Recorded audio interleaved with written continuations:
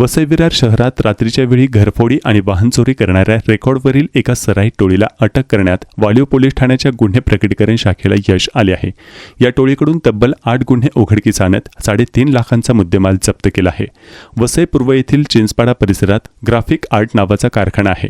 या कारखान्याचा 4 जून 2026 रोजी रात्रीच्या सुमारास अज्ञात चोरट्यांनी या कंपनीच्या मुख्य शटर तोडून कारखान्यातून 56,000 रुपये किमतीच्या ॲल्युमिनियमच्या 400 प्लेट चोरून नेल्या।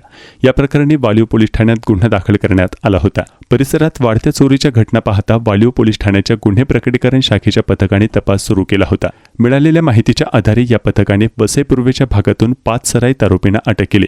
शुभम अविनाश पाठक, इरफान नईमुद्दीन बंजारा, फैजल रहमान मो, कासिम बंजारा, राजेश कुमार दशमीलाल सरोज, विजय बहादूर गौंड अशी अटक केलेल्या आरोपींची नावे आहेत। अटक करण्यात आलेले आरोपी हे वालिओ आणि पेल्हार पोलीस ठाण्याच्या रेकॉर्डवरील गुन्हेगार असून त्यांच्याकडून चोरीचा माल आणि चोरीच्या दुचाकी गाड्या असा एकूण 3,43,000 रुपयांचा मुद्देमाल जप्त केला असल्याची माहिती परिमंडळ 2चे पोलीस उपायुक्त अशोक वेरकर यांनी दिली आहे। या आरोपींना न्यायालयात हजर केले असता 29 जूनपर्यंत पोलीस कोठडी सुनावण्यात आली आहे।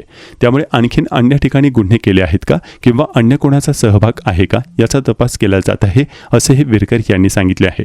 ही कारवाई सहाय्यक पोलीस निरीक्षक विश्वासराव पाबर, सहाय्यक फौजदार शैलेश पाटील, पोलीस अंमलदार किरण म्हात्रे, आनंद मोरे, बाळू कुटे, प्रशांत सावदेकर, विनायक राऊत, राजदीप कोकडे, अनिकेत पाटील, सचिन लांडगे, केतन गोडसे, नागनाथ केंद्रे, भालचंद्र बागुल आणि अमोल बडे यांच्या पथकाने केली आहे।